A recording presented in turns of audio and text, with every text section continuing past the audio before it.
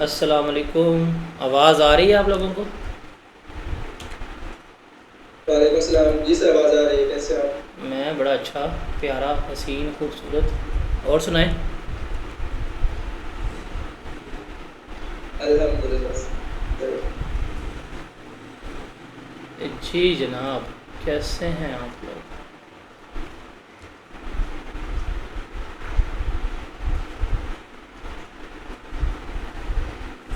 और यार वायरिंग करवा रहा हूँ यूपीएस की, फिर आप लोग कहते हैं जी हमारी क्लासें डिस्टर्ब हो रही हैं। आज यूपीएस भी मेरा लग गया आके, इसलिए वायरिंग रुकवा के बीच में मैं आ गया हूँ कि यार आप ज़रा इनका करवा लें। अब हर तरह के डिस्टर्बेंस जो है वो ख़त्म होगी। इंटरनेट कनेक्शन भी आज नया लग जाएगा, तो वो भी ख़त्म हो जाएगी। तो आज का सिर्फ लास्ट है डिस्टर्बेंस वाला, उसके बाद हर तरह के डिस्टर्बेंस, हर तरह का इशू जो है वो ख़त्म हो जाएगा। बिल्कुल हम फिर स्मूथ हो जाएंगे। लाइट का इशू ख़त्म, नेट का इशू ख़त्म हो जाएगा। तो वो करवा रहा था मैं, तो वो हो के जैसे फ़ारिग हुए और मैंने कहा यार चलो चलते हैं यहाँ पे। जी जनाब।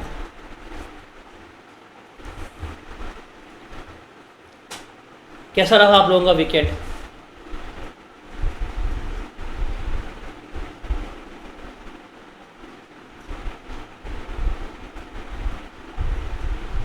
नॉर्मल। यार हमारी क्लास की स्ट्रेंथ इतनी अच्छी है, आते सिर्फ बच्चे 10-12 ही हैं।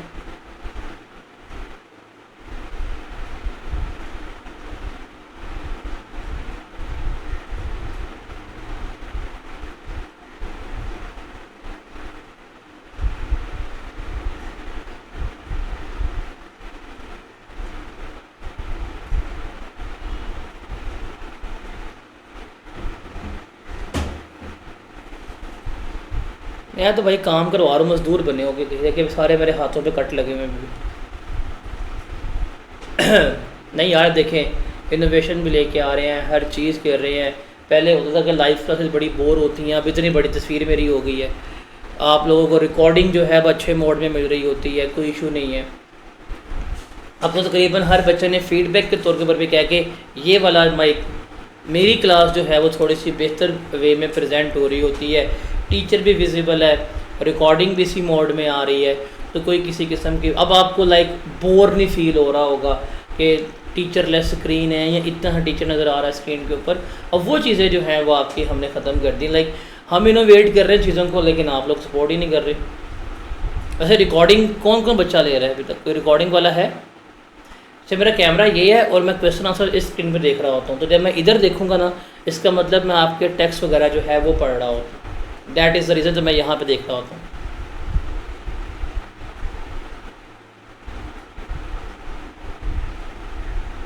रिकॉर्डिंग तो यूट्यूब पे हम अपलोड कर रहे हैं, 7 डेज़ की रिकॉर्डिंग यूट्यूब पे अपलोड होगी। उसके बाद फिर जो है वो हम आपको LMS के ऊपर जो है वीडियो प्रोवाइड करना शुरू कर रहे हैं। कराम भाई पानी चाहिए ज़रा मुझे, या ग्रीन टी है तो वो दे दें।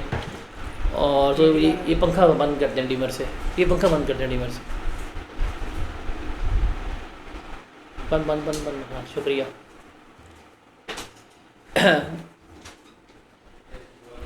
डे 4 की रिकॉर्डिंग का रिजल्ट 360 पे था। वो आपके नेट का इशू होगा, यहाँ से 1080p पे अपलोड हुआ था। ठीक है, स्टार्ट करें। लास्ट लेक्चर से कोई सवाल है किसी का तो बताएं। ज़रा कैलकुलेटर निकालने, मुझे आप लोगों की हेल्प चाहिए। हमने सप्लाई चेन समझनी है, हमने सप्लाई चेन पढ़नी है। मुझे याद आ गया, मैंने आपको सप्लाई चेन के बारे में बताया था कि सप्लाई चेन क्या होती है। ये मैंने आपको सवाल भी दिया था। अब इस सवाल का मुझे आप लोगों ने जवाब देना है। बताएं जी सप्लाई चेन क्या होती है। आप देखिए, मैं I am the only one जो चाहता हूँ कि आप लोग अपना माइक ओपन करें, माइक ओपन करके बोला करें। बताएं सप्लाई चेन क्या होती है। या आप टाइप भी कर सकते हैं, आप बोल भी सकते हैं, और आप लोगों को बोलना चाहिए भी, बिकॉज आप लोगों ने जाके आगे पीपी करना है। पीपी में स्पीकिंग स्किल्स होती हैं, वहाँ के लिए आपको कॉन्फिडेंस चाहिए। बॉयज़ हो गए, स्पेशली गर्ल्स वगैरह हो गई जो थोड़ी स्पीकिंग में हेजिटेट कर रही होती हैं, कॉन्फिडेंस वगैरह नहीं होता, तो आप लोगों को चाहिए कि आप एटलीस्ट इस फोरम पे बोला करें ताकि आपकी थोड़ी स्पीकिंग स्किल्स बेहतर हो, आप में कॉन्फिडेंस बिल्ड हो। तो जब मैं सवाल पूछूँ तो बोल के बताया करें। बताया नहीं सप्लाई चेन क्या होती है एवरीवन? सर सप्लाई चेन वो है कि जैसे हम कस्टमर की नीड्स को पूरे करें, क्योंकि जितने भी स्टेजेस आते हैं वो सारा सप्लाई चेन में आते हैं। जैसे कि मैन्युफैक्चरर उसको फिनिशिंग प्रोडक्ट तक लेकर जाना, एंड देन उसको होलसेल डीलर के पास लेकर जाना, डिस्ट्रीब्यूटर के पास, और ट्रांसपोर्ट इसमें आ जाती है। तो ये सारी चीज़ें वो सप्लाई चेन का पार्ट होता है। Very good, very good. और कोई बच्चा?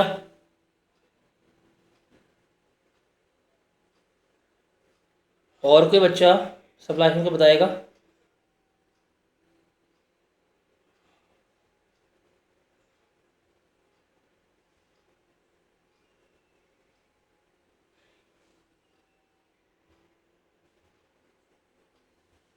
भाईजान, हेलो। मैंने तो भाई अब आगे गहरा करना है। अस्सलाम वालेकुम। आगे आप समझ लें, बोला करो यार, टाइप किया करें। आई वांटेड कि आप लोगों को ये फील हो कि you are in a classroom, आप इंटरेक्टिव क्लासरूम में बैठे हुए हैं, आपके पास पूरे मौके, और मैंने आपको बुलवाना है, आप लोगों ने बोलना है और मैंने आपसे बुलवाना है, ताकि आप लोगों का ये हेजिटेशन ख़त्म हो। बताएं सप्लाई चेन क्या होती है?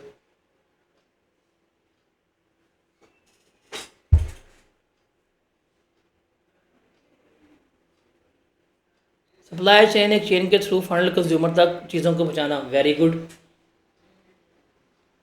चलें, कल मुश्तबा तेरे से बेटा, कल पहला सवाल ही मैंने तेरे से पूछना है।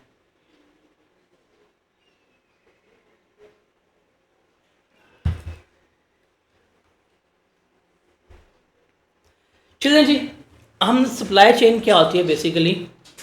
सप्लाई चेन है कि देखें, एक हमारे पास एंड कंज्यूमर, क्या है हमारे पास? एक एंड कंज्यूमर है।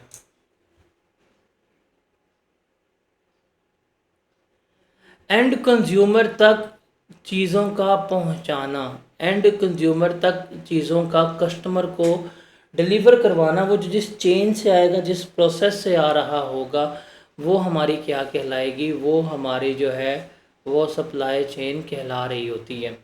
अब देखें सप्लाई चेन चलती कैसे है। सबसे पहले हमारे पास आता है इम्पोर्टर। इम्पोर्टर जो है वो क्या करता है? वो गुड्स को इंपोर्ट करता है। फिर इंपोर्टर गुड्स को इंपोर्ट करके किसको देगा? वो देगा मैन्युफैक्चरर को। मैन्युफैक्चरर क्या करता है? इन गुड्स को बनाएगा। वो बनाने के बाद किसको देगा? डिस्ट्रीब्यूटर को। डिस्ट्रीब्यूटर से गुड जाएंगी ये होलसेलर, उससे जाएंगी रिटेलर, और एंड पे जाएगी किसके पास? एंड कंज्यूमर तक। तो ये एक पूरी चेन चलती है, सीरीज ऑफ इवेंट्स होते हैं जिसपे क्या है,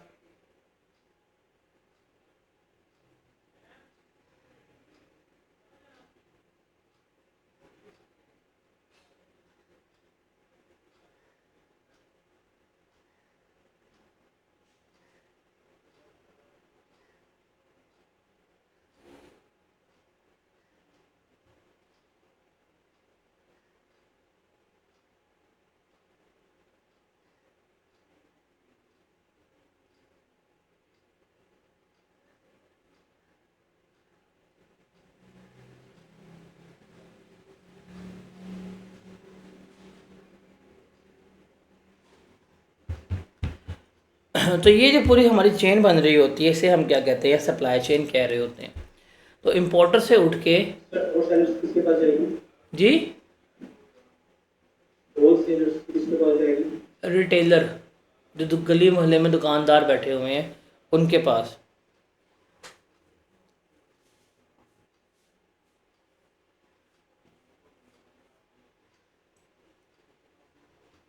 और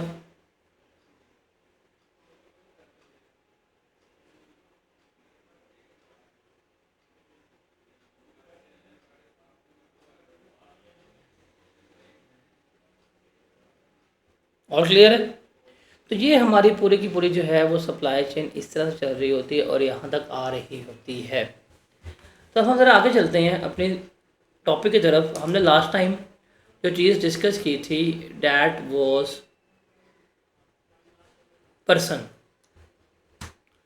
पर्सन जो है वो हमारा हो गया था कि पर्सन किसे कहते हैं, इंडिविजुअल को, एओपी को, कंपनी को, गवर्नमेंट को, इनको हम कलेक्टिवली क्या कह रहे होते हैं, पर्सन कह रहे होते हैं।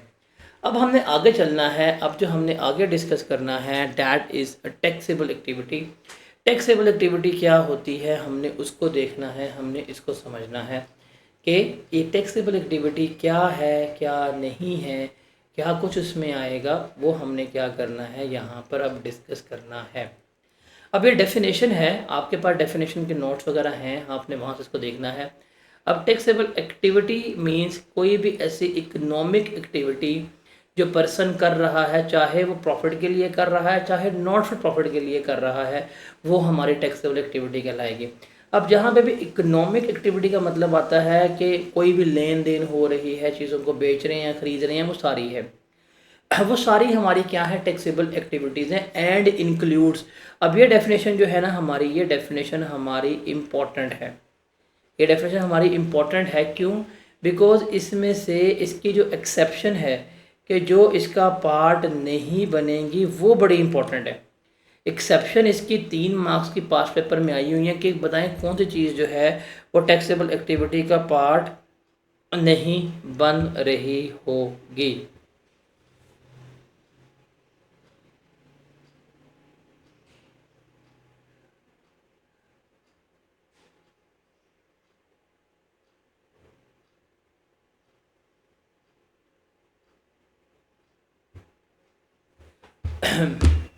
अब इसमें क्या कुछ शामिल होगा वो हमने देखना है।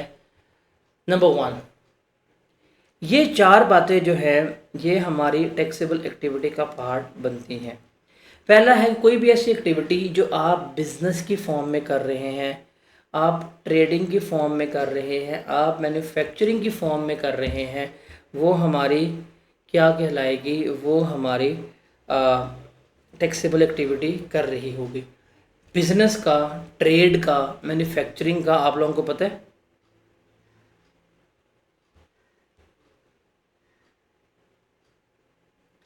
बिजनेस क्या होता है, मैन्युफैक्चरिंग क्या होती है, ट्रेडिंग क्या होती है, ये पता है? बताएं सर। जरा, बताएं क्या होता है। Sir business is about making profit, जहाँ हम्म तक मुझे इसका आइडिया है। और मैन्युफैक्चरिंग में ये है कि हम जो प्रोडक्ट्स हैं, गुड्स हैं, वो खुद मैन्युफैक्चर करते हैं। एक रॉ मटेरियल से हम उसको फिनिशिंग प्रोडक्ट्स में जो है वो कन्वर्ट करते हैं। जबकि ट्रेडिंग में ये होता है कि हम जो प्रोडक्ट्स, एंड प्रोडक्ट्स होती है, फिनिश प्रोडक्ट्स होती है, उनकी ट्रेड करते हैं, उनकी सेल करते वेरी गुड। अब देखें, आप बिजनेस कर रहे हैं, कारोबार कर रहे हैं, गंदम की आपने एजेंसी खोली हुई है, गंदम खरीद रहे हैं, बेच रहे हैं, ये बिजनेस है आपका। गाड़ियों का कारोबार कर रहे हैं, का बिजनेस है। मैं अपनी पर्सनल गाड़ी बेच के आता हूँ, नुकसान हो नफ़ा हो, मेरा बिजनेस नहीं है। मैंने शोरूम ओपन किया हुआ है ना, वो मेरा क्या कहलाएगा? एक सेकंड यार,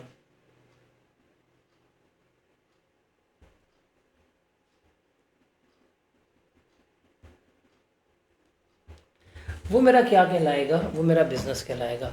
ट्रेडिंग कर रहा हूँ, तजारत कर रहा हूँ, चीज़ें खरीद रहा हूँ, चीज़ें बेच रहा हूँ, वो इसमें आ रही हैं। मैन्युफैक्चरिंग कर रहा हूँ, चीज़ें बना के बेच रहा हूँ, वो सारी हैं। अब ये सारी एक्टिविटीज़ जो है ना, ये मेरी टैक्सेबल एक्टिविटी कहला रही हैं। बिकॉज कारोबार करूँगा पैसा कमाऊँगा, ट्रेडिंग करूँगा पैसा कमाऊँगा, मैन्युफैक्चरिंग करूँगा पैसा कमाऊँगा, तो ये हमारी क्या है, ये हमारी टैक्सेबल एक्टिविटी शुमार होती है। उसके अलावा कोई भी ऐसी एक्टिविटी जिसमें हम गुड्स की सप्लाई कर रहे हैं या सर्विसेज प्रोवाइड कर रहे हैं किसी और पर्सन को, वो भी हमारी क्या कहलाएगी, वो भी हमारी टैक्सेबल एक्टिविटी कहला रही होगी। अब फॉर एग्जांपल, आप जाते हैं हायर वालों के पास, आप उनसे एसी लेते हैं, अगर वो आपको एसी प्रोवाइड कर रहे हैं, वो एसी दे रहे हैं, एसी बेच रहे हैं, गुड्स बेच रहे हैं, तो ये उनकी टैक्सेबल एक्टिविटी है। हायर वाले जो हैं वो एसी बेचने के साथ साथ एसी की इंस्टॉलेशन सर्विसेज भी दे रहे होते हैं, तो ये भी क्या है, उनकी टैक्सेबल एक्टिविटी है। उसके अलावा वो कहते हैं कि हम आपको एसी भी दे देंगे, हम आपको एसी इंस्टॉल करने की सर्विसेज भी देंगे, तो ये भी क्या है, टैक्सेबल एक्टिविटी कहला रही होती है। आप गाड़ी लेते हैं, वो गाड़ी बेच रहे हैं, ये उनकी टैक्सेबल एक्टिविटी है। गाड़ी की 1 साल की सर्विसेज प्रोवाइड कर रहे हैं फ्री में, ये भी टैक्सेबल एक्टिविटी है। वो गाड़ी और सर्विसेज, खाली सर्विसेज भी दे रहे हैं आपको, तो ये भी क्या होगी, टैक्सेबल एक्टिविटी ही कंसिडर हो रही होगी। तो ये भी हमारी टैक्सेबल एक्टिविटी है और ये दोनों हमारी क्या है, टैक्सेबल एक्टिविटी कंसिडर हो रही होंगी। उसके बाद कोई भी वन ऑफ एडवेंचर या कोई भी इस तरह काम जो आपने ट्रेडिंग के दौरान किया है, या कोई एक आधी ट्रांजैक्शन, कोई एक आधा इवेंट जो आप बिज़नेस के साथ कर रहे हैं, जो आप बिज़नेस के साथ रहते हुए कर रहे हैं, वो भी क्या है, वो भी हमारा टैक्सेबल एक्टिविटी का पार्ट बन रहा होगा। जस्ट टेक एन एग्जांपल, आपने अपना बिजनेस खोला हुआ है टोयोटा का शोरूम का, और आप टोयोटा के शोरूम का आप बिज़नेस चला रहे हैं। आपने बीच में ला के इम्पोर्ट किया एक क्या कहते हैं, लेक्सस, वो आपने बेच दिया, वन ऑफ है, बिजनेस में आएगा, टैक्सेबल एक्टिविटी है। आपने गंदम की एजेंसी खोली हुई है, आपने साथ एक दफ़ा चावल बेच दिए हैं। आपने सीमेंट की एजेंसी खोली हुई है, आपने ईंटें भी बेच दी उठा के। तो वो जो वन टाइम इवेंट हो रहा है, जो बिज़नेस के साथ रिलेट कर रहा है, वो भी हमारा क्या कहलाएगा, वो भी हमारा टैक्सेबल एक्टिविटी कहला रहा होगा, वो भी हमारा टैक्सेबल एक्टिविटी का पार्ट जो है बन रहा होगा। और पॉइंट नंबर डी जो है वो बड़ा इम्पॉर्टेंट है हमारा। अगर हम पॉइंट नंबर डी की बात करें, वो कहता है कोई भी एक्टिविटी, एनीथिंग डन और अंडरटेकन, कोई भी ऐसी एक्टिविटी जो आप कर रहे हैं during the commencement and termination of economic activity.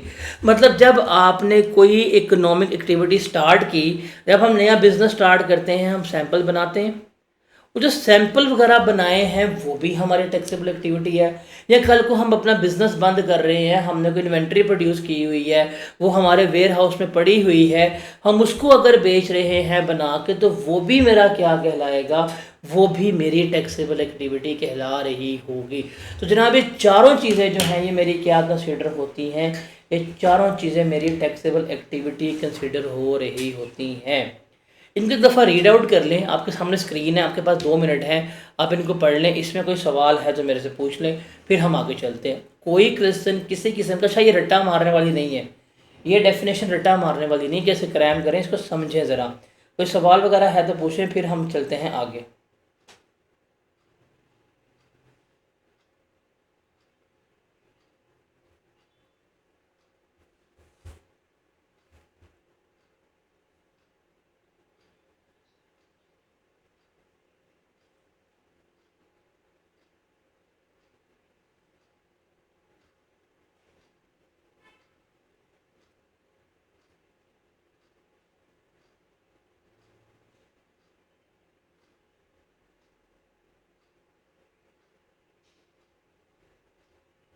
Sir ये जो पॉइंट नंबर सी है, वन आफ्टर एडवेंचर, ये इंटरनेट कनेक्टिविटी की वजह से मुझे समझ नहीं आई। दोबारा पूछेगा। वन ऑफ एडवेंचर, हाँ, sir internet one of adventure का मतलब है कि एक दफ़ा कोई आपने काम किया। फॉर एग्ज़ाम्पल आपको पता है कि सीज़न है, आप चावल का स्टोर खोल के बैठे हुए हैं, आप चावल बेच रहे हैं, ये आपको पता है, चावल जा रहे हैं। आपको पता है यार गंदम भी आ रही है, एक दफ़ा गंदम लेके बेच देता हूँ, आपने गंदम लेके भेजे, तो वन ऑफ एडवेंचर हुआ, एक दफ़ा काम हुआ है। तो ये भी क्या कहलाएगी, आपकी टैक्सेबल एक्टिविटी जो है वो कहला रही होगी। क्लियर है? जी सर।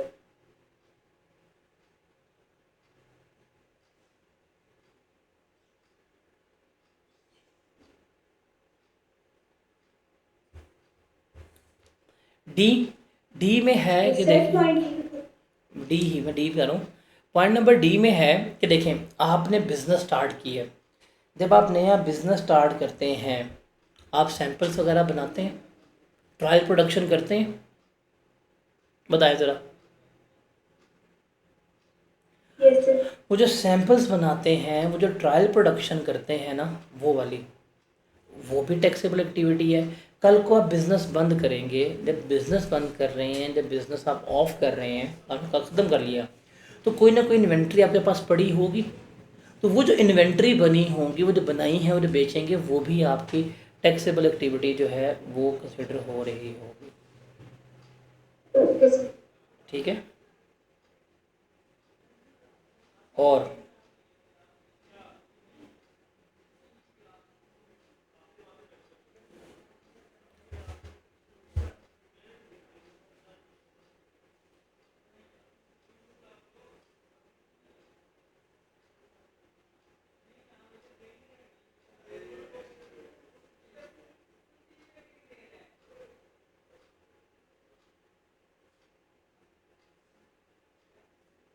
कोई सवाल है तो बताएं। क्लियर है सर।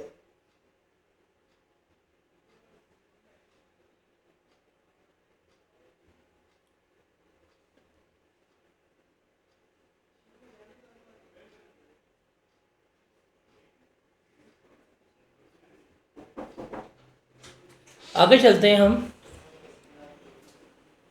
आगे हम देखते हैं क्या है और किस तरह से है उसको देखते हैं। अब ये जो तीन चीज़ें हैं ना, ये वाली, ये है एक्सेप्शन। पेपर में ये चीज़ आता है क्वेश्चन, पेपर में आपको सवाल आएगा, पूरी उसने आपको स्टेटमेंट गिवन कर दी है। वो स्टेटमेंट है कि जी टैक्सेबल एक्टिविटी का मतलब है कोई भी इकोनॉमिक एक्टिविटी जो बिजनेस में कह रहे हैं जो प्रॉफिट या प्रॉफिट के लिए नहीं है, ये ठीक है। कहेगा जी write the exception to this. क्या करेगा वो, इसकी एक्सेप्शन जो है वो आपसे पूछ रहा होगा, बताएं कि कौन सी चीज़ें जो हैं वो एक्सेप्शन है जो इसका पार्ट नहीं बनेंगी। तो इसमें ये तीन पॉइंट्स आते हैं कि ये टैक्सेबल एक्टिविटीज़ जो है वो आ रही होती हैं।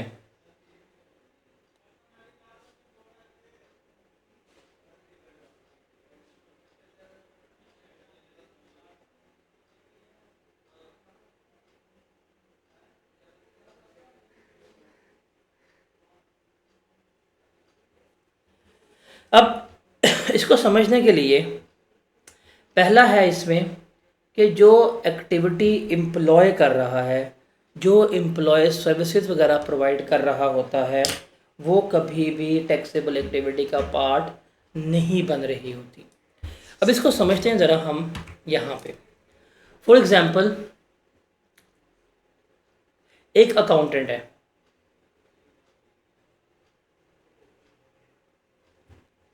ठीक है। वो जो अकाउंटेंट है एक फर्म में जॉब कर रहा है, और फर्म में जॉब करता हुआ वो क्या कर रहा है, अपनी सर्विसेज वगैरह जो हैं वो प्रोवाइड कर रहा है। मतलब अकाउंटेंट है, फर्म में जॉब कर रहा है, और फर्म में जॉब करता हुआ वो जो भी उसके सर्विसेज वगैरह हैं वो प्रोवाइड कर रहा है। अब देखिए इस अकाउंटेंट को ये काम करने की क्या मिल रही है, सैलरी मिल रही है, तनख्वाह मिल रही है, पैसे मिल रहे हैं। ये जिसको सैलरी मिल रही है, ये जिसको तनख्वाह मिल रही है, ये जिसको पैसे मिल रहे हैं, ये कभी भी इसकी टैक्सेबल एक्टिविटी नहीं कहलाएगी। क्यों? बिकॉज वो जॉब कर रहा है, उसको उसकी सैलरी मिल रही है, उसको उसकी वो जो है क्या कहते हैं अमाउंट मिल रही है, पैसे मिल रहे हैं, तो ये कभी भी कंसीडर नहीं हो रही होगी।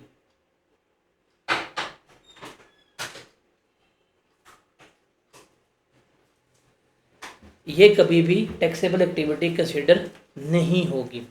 लेकिन अगर यही अकाउंटेंट प्राइवेट सर्विसेज प्रोवाइड कर रहा है, वहाँ पे जो अकाउंटिंग सर्विसेज प्रोवाइड कर रहा है ना, ये क्या कहलाएगी, उसकी टैक्सेबल एक्टिविटी कहला रही होगी। बिकॉज अगर ये अपनी प्राइवेट सर्विसेज प्रोवाइड कर रहा है तो ये एज अ बिजनेस कर रहा होगा, एज अ कारोबार के तौर के ऊपर कर रहा होगा, एज अ सर्विस प्रोवाइडर के तौर के ऊपर कर रहा होगा, तो ये उसकी टैक्सेबल एक्टिविटी है। लेकिन अगर उसको इसी सर्विसेज प्रोवाइड करने की सैलरी मिल रही है, तनख्वाह मिल रही है, पैसे मिल रहे हैं, तो ये उसकी टैक्सेबल एक्टिविटी नहीं कंसिडर हो रही होगी। Is that clear?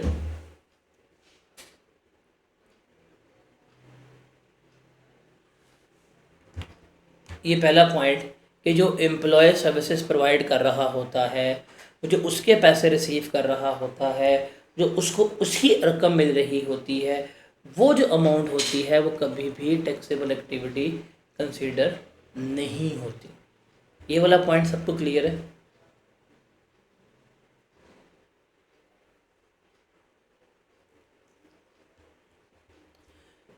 उसके बाद point number B. Point number B है कि कोई भी एक्टिविटी जो इंडिविजुअल कर रहा है, यहाँ पे क्लियरली कौन सा वर्ड है? इंडिविजुअल का।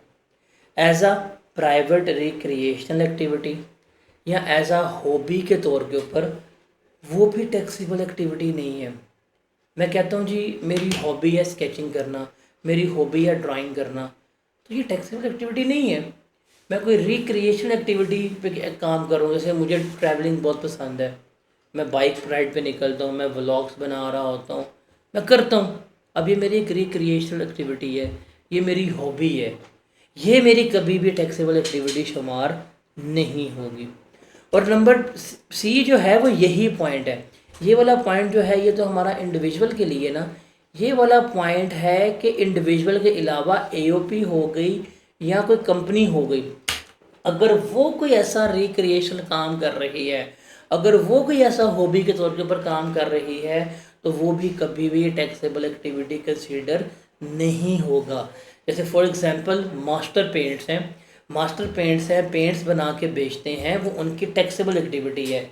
मास्टर पेंट्स वालों ने फैसला कर लिया कि यार हम एसओएस जाते हैं, वहाँ पे जाके जो ये ऑर्फन्स हैं उनके साथ कलर डे मनाते हैं और हम इनके एसओएस को पेंट करके आएंगे, तो ये रिक्रिएशन एक्टिविटी है।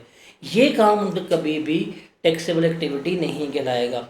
मास्टर पेंट है, उन्होंने कहा फैसला किया कि जी लाहौर में जो वॉल चॉकिंग हुई हुई है, हम जाते हैं, हम इस वॉल चॉकिंग को रिमूव करते हैं, हम जाके हर जगह पे जहाँ जहाँ यहाँ गंद वगैरह लगा हुआ हम वहाँ पर जाकर पेंट करके आते हैं, फ्री में करके आ जाते हैं। तो ये भी उनकी एक रिक्रिएशन एक्टिविटी है, इसके ऊपर भी कोई किसी किस्म की टैक्सेबल एक्टिविटी शुमार नहीं होगी। तो ये 3 एक्सेप्शंस हैं, ये टैक्सेबल एक्टिविटी नहीं है। और जो इसके अलावा हैं ये सारे, ये 4 टैक्सेबल एक्टिविटी हैं और ये 3 जो है इसके एक्सेप्शन। और ये पेपर में इंपॉर्टेंट है, बताएं कौन सी टैक्सेबल एक्टिविटी नहीं होगी। Is that clear?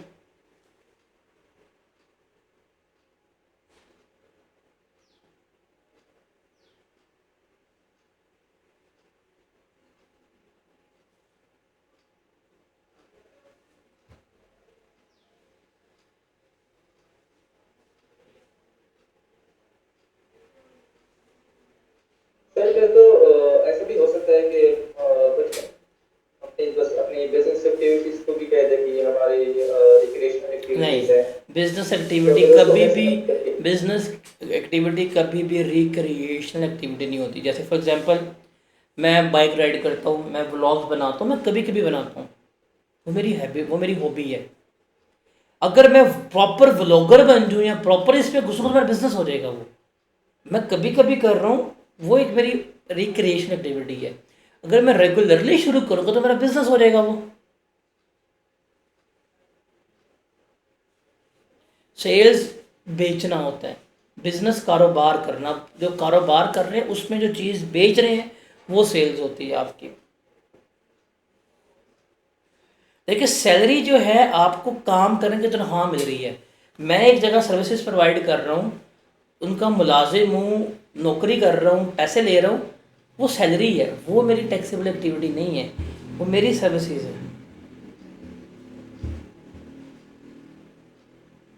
लेकिन अगर मैं एम्प्लॉयमेंटशिप में नहीं हूँ, वैसी सर्विसेज प्रोवाइड कर रहा हूँ, तो फिर वो मेरी टैक्सेबल एक्टिविटी है।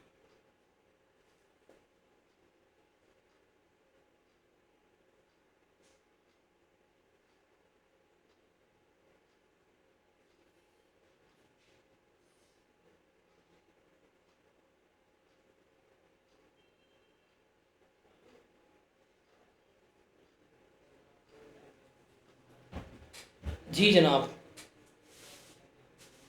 और कोई सवाल? आगे चले।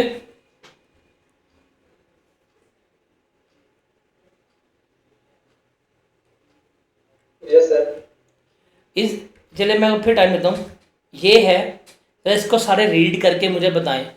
सबको क्लियर है? जल्दी से एवरीवन।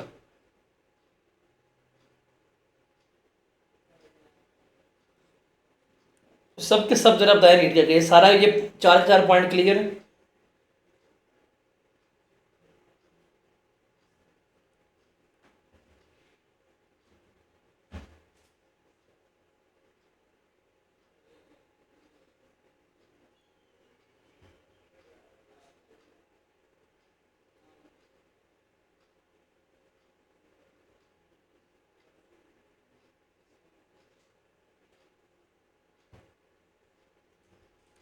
और ये एक्सेप्शंस, ये भी सबको क्लियर है?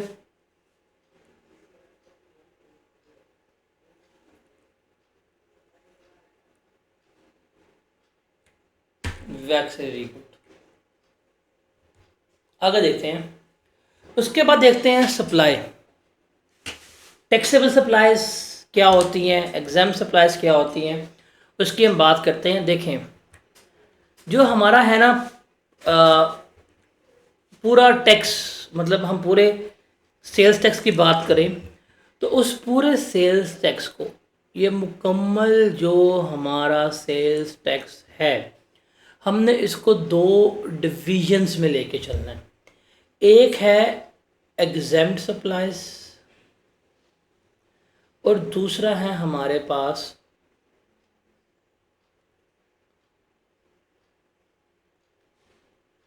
Taxable supply.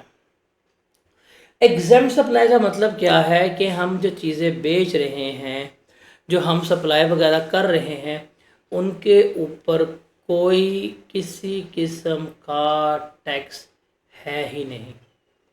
और टैक्सेबल सप्लाई का मतलब है कि हम इनको बेचेंगे, हम इनको सेल करेंगे, तो इनके ऊपर टैक्स तो चार्ज होगा, बट मुख्तलिफ रेट्स होंगे।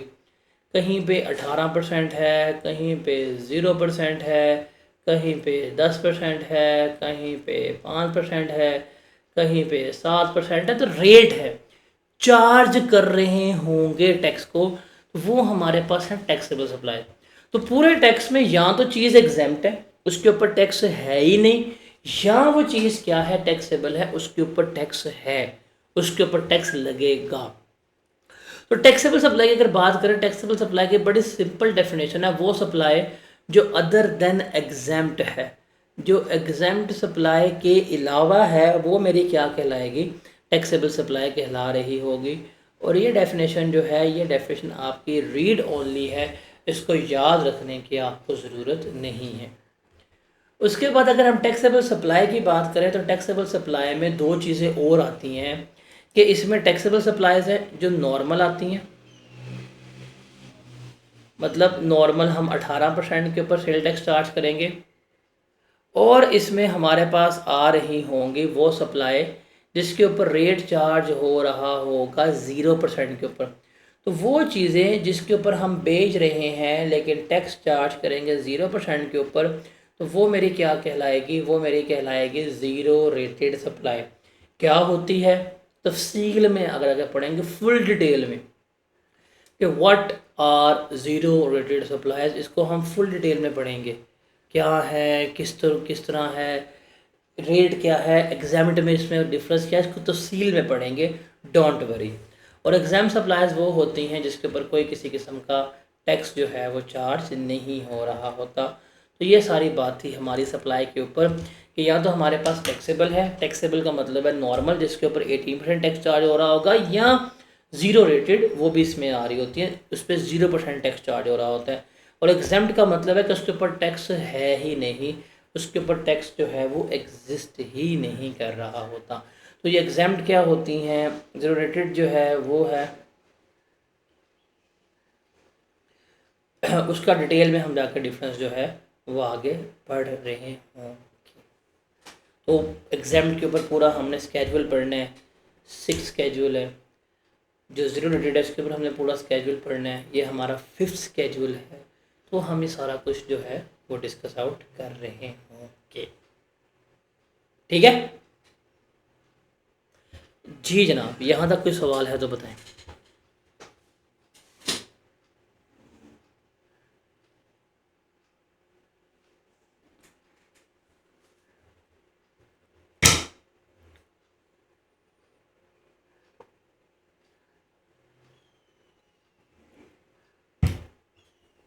कोई सवाल किसी का यहाँ तक है तो बताएं।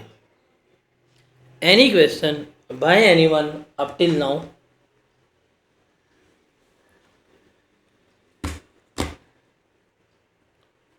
जी, अहमद, अरवा, डेल वाला भाई, Hassam, Maham, Kamran, Mujtaba, Raheel, any question by anyone? समझ तो नहीं आ रही?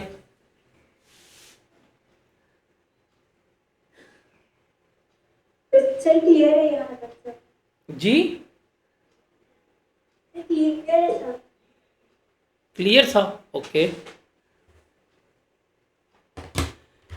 चले ज़रा हम बात करते हैं, जब हमने टैक्स लगाना होता है तो टैक्स लगाने के लिए ना हम एक प्रॉपर एक ट्री बनाते हैं। ज़रा इस ट्री को आप लोगों ने समझना है। जब भी हम सेल्स टैक्स लगाएंगे ना, सबसे पहले हमने देखना है क्या जिसके ऊपर सेल्स टैक्स लगा रहे हैं वो गुड्स हैं कि नहीं। तो यहाँ पे सवाल शुरू होगा हमारा यस और नो के ऊपर, कि जिनके ऊपर हम टैक्स लगाना चाह रहे हैं क्या वो गुड्स हैं भी कि नहीं। अगर एक ऐसी चीज़ जो गुड्स की डेफिनेशन को ही फुलफ़िल नहीं करती तो सेल्स टैक्स की कहानी यहाँ पे ख़त्म। कोई कहानी जो है वो हम नहीं करेंगे। अगर वो गुड्स की डेफिनेशन को फुलफ़िल करती है तो फिर हम देखेंगे कि जो हमारी एक्टिविटी है क्या वो टैक्सेबल एक्टिविटी है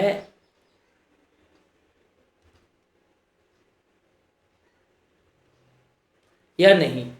तो यहाँ पे भी हमारे दो सवाल शुरू होंगे कि या तो वो टैक्सेबल एक्टिविटी है या तो वो टैक्सेबल एक्टिविटी नहीं है। अगर वो टैक्सेबल एक्टिविटी नहीं है तो कहानी ख़त्म। अगर टैक्सेबल एक्टिविटी है तो फिर हमारी कहानी जो है वो आगे शुरू होगी। जब आगे चलेंगे तो आगे देखेंगे कि ये जो गुड्स हैं ये टैक्सेबल एक्टिविटी में कोई पार्ट बन रही है। क्या ये गुड्स हमने सप्लाई की हैं कि नहीं की। अब यहाँ पे भी सवाल है, वो कहता है यस और नो। अगर गुड्स भी हैं, टैक्सेबल एक्टिविटी भी हैं, सप्लाई ही नहीं की मतलब बेची नहीं है, इन्वेंट्री में पड़ी हुई है, अभी तक सेल्स ही नहीं हुई, तब भी कोई किसी किस्म का सेल्स टैक्स जो है वो नहीं लगेगा। हाँ, अगर गुड्स सप्लाई की हैं तो फिर हम यहाँ पे सवाल उड़ाएंगे क्या वो गुड्स टैक्सेबल हैं भी कि नहीं, यस और नो। अगर वो गुड्स टैक्सेबल नहीं हैं तो एग्जेम्प्ट, अगर टैक्सेबल हैं तो फिर हम क्या करेंगे, फिर हम उनके ऊपर सेल्स टैक्स जो है वो चार्ज कर रहे होंगे। तो ये जो अब हमारा ट्री बना है तो ये सेल्स टैक्स की पूरी कहानी हमारी कुछ इस तरह से चल रही होती है। जब भी हमने किसी भी चीज़ के ऊपर हमने टैक्स लगाना है तो हमें सारा कुछ देखते हैं। हाँ भाई, किस पर टैक्स लगाना है, क्या वो गुड्स हैं भी कि नहीं, जी सर हैं, ओके। क्या वो एक्टिविटी टैक्सेबल है भी कि नहीं, सर हैं, नहीं है तो कहानी ख़त्म। अगर हैं तो क्या वो सप्लाई हुई है भी है कि नहीं हुई, ओके। सप्लाई नहीं हुई तो टैक्स लगेगा। अगर सप्लाई हुई है तो टैक्सेबल है कि नहीं, अगर टैक्सेबल है टैक्स लगा दो, अगर नहीं है तो एग्जेम्प्ट हो जाएगी। Is that clear? ये ट्री ड्रॉ कर लें, ये ट्री समझ आया। इस चीज़ को समझना है आपने, क्रैम नहीं करवाना, इस ट्री को आपने समझना है कि इस तरह से हम इसको लेकर चल रहे होते हैं। जी जनाब।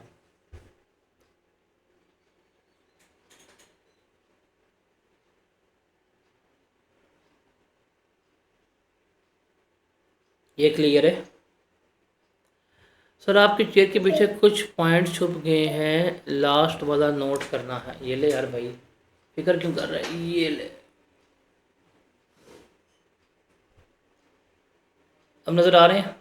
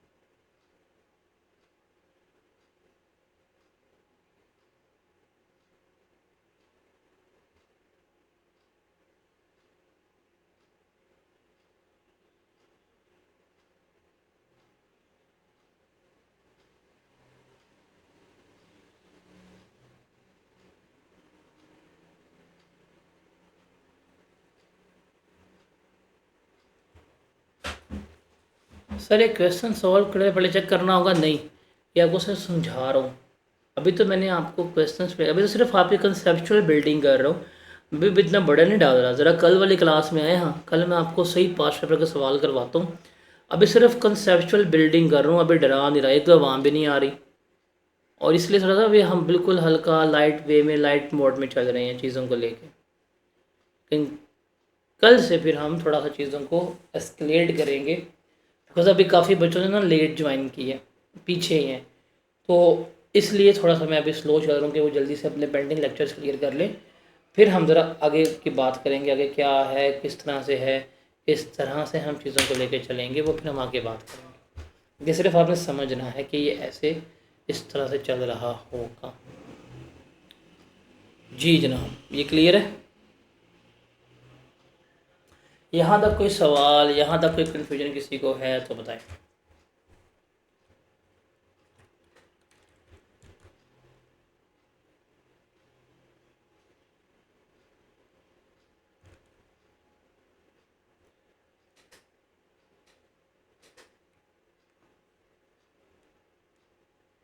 उसके बाद है गुड्स किसे कहते हैं। गुड्स का मतलब है चीज़ें जो हम बेच रहे हैं। अब गुड्स में रिमेंबर प्रोडक्शन, ट्रांसमिशन और इलेक्ट्रिसिटी की डिस्ट्रीब्यूशन, ये भी गुड्स का पार्ट बनती हैं। ये सारा कुछ गुड्स हैं, लेकिन ये चीज़ें जो है ना, ये गुड्स का पार्ट नहीं है। जो हमारे पास मूवेबल प्रॉपर्टी है, जिसमें कार आती है, जिसमें एसेट्स आते हैं, मोबाइल फ़ोन, ये सारी की सारी जो गुड्स का पार्ट बनती हैं। लेकिन जो इमूवेबल प्रॉपर्टी है, लैंड है, बिल्डिंग है, ये कभी भी गुड्स का पार्ट नहीं बनती। इसलिए गाड़ी बेचोगे सेल्स टैक्स चार्ज होगा, लैंड बेचोगे सेल्स टैक्स चार्ज नहीं होगा। इसके अलावा पैसे के ऊपर कभी सेल्स टैक्स चार्ज नहीं होता। कभी आपने देखा कि आप बैंक जाएं, बैंक से पैसे निकलवाएं, बैंक के लिए 1000 रुपया निकलवाया है और 1000 रुपया निकलवाते हुए हम आपको 18% और टैक्स लेंगे, ऐसा नहीं होता। पैसे के ऊपर कभी टैक्स चार्ज नहीं होता। फिर जो स्टॉक है, ये शेयर्स मार्केट के होते हैं, शेयर सिक्योरिटी, इसके ऊपर भी सेल्स टैक्स चार्ज नहीं हो रहा होता। उसके अलावा एक्शनेबल क्लेम में, ये पास्ट पेपर में आ चुका हुआ है न्यूमेरिकल में, कि जो एक्शनेबल क्लेम्स हैं इनके ऊपर भी कोई किसी किस्म का सेल्स टैक्स जो है वो चार्ज नहीं होता। एक्शनेबल क्लेम का मतलब है कि फ्यूचर में आप इनके ऊपर जो है वो एक्शन ले सकते हैं। अब एक्शनेबल क्लेम में प्रॉमिसरी नोट, ये चीज़ें वगैरह आ रही होती हैं, ये हमारे एक्शनेबल क्लेम्स कहला रहे होते हैं। अब देखें, आप लोगों ने अक्सर सुना होगा डिस्काउंट कूपन्स का नाम सुना होगा।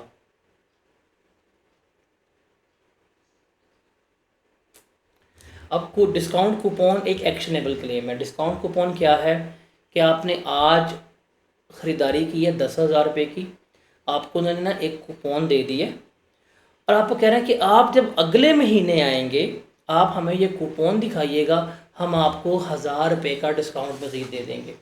अब ज़रा ख़ुद बताओ, ये जो कूपन आपको आज दिया जा रहा है, क्या आपने इसको अवेल कर लिया? अब तो अगले महीने के लिए ना, आप अगले महीने उनके पास ना आ जाएं, आप अगले महीने वहाँ पर जाकर शॉपिंग ना करें, it's totally up to you. तो ये जो डिस्काउंट कूपन है ये एक्शनेबल क्लेम है कि अभी इसके ऊपर एक्शन हुआ नहीं है, बट मुस्तकबिल में क्या कर सकते हैं, आप इसके ऊपर एक्शन ले सकते हैं। तो ये डिस्काउंट कूपन्स वगैरह होते हैं, ये कभी भी हमारा वो कंसीडर नहीं होता, गुड्स कंसीडर नहीं होता। Is that clear? ये सामने आपके स्क्रीन पे एग्जांपल लिखी हुई है, ज़रा इस एग्जांपल को पढ़ लें आप।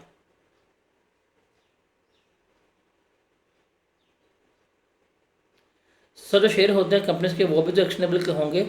तो हाँ, तो कोई तो कह रहा हूँ, तो जो कंपनी के शेयर्स होते हैं उसके ऊपर भी हम सेल्स टैक्स चार्ज नहीं कर रहे, बिकॉज वो गुड्स के स्कोप से बाहर है, वो गुड्स की डेफिनेशन में नहीं आते, वो गुड्स के कैटेगरी में नहीं आते। तो जो गुड्स की कैटेगरी में आएगा उसके ऊपर ही सेल्स टैक्स चार्ज होगा। तो ये चीज़ हमारे लिए इंपॉर्टेंट है कि गुड्स की कैटेगरी में क्या आता है और क्या नहीं आता।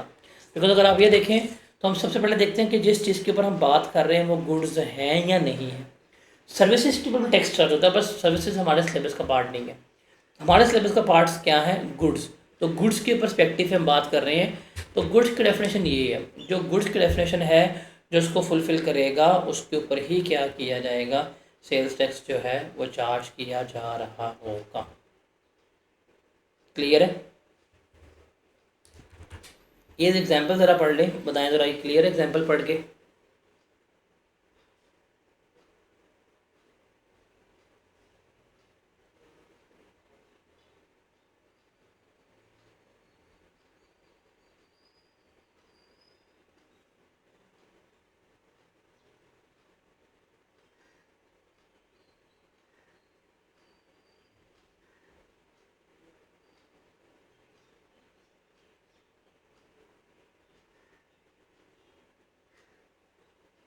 जी जनाब, यहाँ तक कोई सवाल है तो बताएं।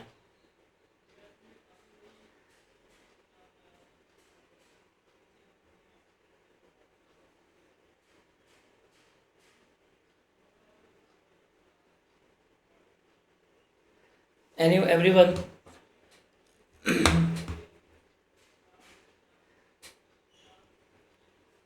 रोहेल, मुश्तबा, कामरान, माहम, हसाम, डल वाला भाई, Arwa, Ahmed, any question up till now?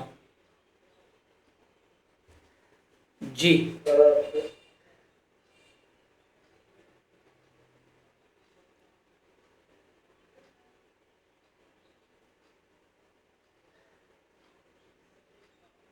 कोई सवाल नहीं है? No sir. अच्छा, आगे टैक्सेबल गुड्स सिंपल है, याद नहीं करनी, इसको क्रैम्प भी नहीं करना आपने। टैक्सेबल गुड्स क्या होती हैं? ये वो गुड्स हैं जिसके ऊपर सेल्स टैक्स चार्ज होगा, या इन अदर वर्ड्स वो गुड्स जो एग्जेम्प्ट नहीं हैं वो हमारे टैक्सेबल गुड्स हैं। आप लोगों ने कभी देखा है कि पालक, स्पिनिच, ये आपको आम रेडी में मिल रही होती है, हॉकर्स पे साग मिल रहा होता है आपको। अब दुकानदार से साग लेके आते हैं तो गली मोहल्ले में बेचने के लिए आए उससे लेते हैं, सब्जी फरोश से, उसके ऊपर कोई टैक्स नहीं है, वो एग्जैम्प्ट है। लेकिन वही पालक जो है वो मिचल्स वाले भी दे रहे होते हैं, वो टैक्सेबल है। आपको फ्रेश पाइनएप्पल मिलता है, एग्जैम्प्ट है। वही पाइनएप्पल आपको अगर कैंड में मिलेगा तो वो क्या होगा? टैक्सेबल हो जाएगा। तो टैक्सेबल गुड्स वो होती हैं, वो गुड्स जो एग्जैम्प्ट नहीं है, जिनके ऊपर टैक्स चार्ज होगा, वो हमारा क्या कहलाएगा? टैक्सेबल गुड्स कहला रही होंगी। उसके बाद है सप्लाई। इतना रखते हैं, इतना बहुत है। कल हम फिर यहाँ से कंटिन्यू करते हैं और सप्लाई की बात करें। अभी मैं खुश, चूँकि हमारा भी इनिशियल डेज है, आई गेस डे 5 है हमारा, तो अभी मैं वो थोड़ा कम पढ़ा रहा हूँ। लाइक हमारा लेक्चर और जो है वो 1 घंटा 15 मिनट का है, तो मैं कोई 40-45 मिनट के करीब पढ़ा रहा हूँ। बिकॉज अभी मुझे आप लोगों का थोड़ा सा ना वो टेम्पो बिल्ड करना है कि यार तुम लोग कर सकते हो। कल और परसों जो है हम थोड़ा चीज़ों को एस्केलेट करेंगे और प्रोबेबली इंशाल्लाह अगले वीकेंड तक हमारा सेल्स टैक्स जो है वो ख़त्म हो जाएगा। रिज़ल्ट से पहले, मतलब जब तक हमारा रिज़ल्ट नहीं आता, तो रिज़ल्ट से पहले पहले एवरी सैटरडे हमारा टेस्ट होगा और सैटरडे को मैं क्लास नहीं करवाऊंगा। रिज़ल्ट के बाद फिर हम सैटरडे को भी अपनी क्लासेस जो हैं वो शुरू कर लेंगे, ठीक है?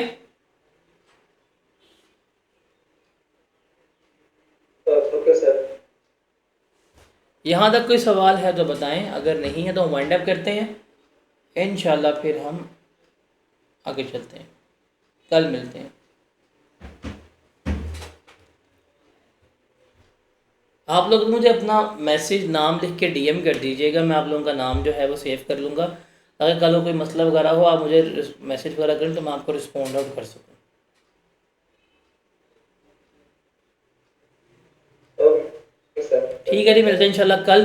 कल का लेक्चर सुपर डुपर इम्पोर्टेंट है। कल हमने सबसे बड़ा कंसेप्ट जो है वो डिस्कस करना है, वो है सप्लाई का, और ये very very very very very important है। सबसे इम्पोर्टेंट, अगर आप कह सकते हैं ना कोई सर कोई चीज़ बताएं, नहीं टैक्सेबल गुड्स की डेफिनेशन भी याद नहीं कर रही, जो कल सबसे कंसेप्चुअल चीज़ है ना वो कल हमने पढ़नी है, क्या होती है और क्या नहीं होती। तो कल का लेक्चर जो है वो बहुत इंपॉर्टेंट है, उसको हमने देखना है। और कल का लेक्चर का मतलब है कल जो हम टॉपिक पढ़ेंगे वो हमारे न्यूमेरिकल्स की बेस बन रही होगी, तो ज़रा हमने यहाँ पर देखना होगा। ठीक है जी, मिलते हैं इंशाल्लाह कल। अल्लाह हाफिज़। अभी तक मैं आपको पढ़ने के लिए काम नहीं दिया, मैं कल आपको काम दूंगा पढ़ने के लिए कि ये वाला पास पेपर आप लोगों ने करके आना है। तो वो वाले सारे जो काम हैं आपके वो अब हम फिर कल से शुरू कर रहे होंगे। कोई सवाल हुआ मुझे मैसेज करके पूछ लीजिएगा। मिलते हैं इंशाल्लाह कल। अल्लाह हाफिज़।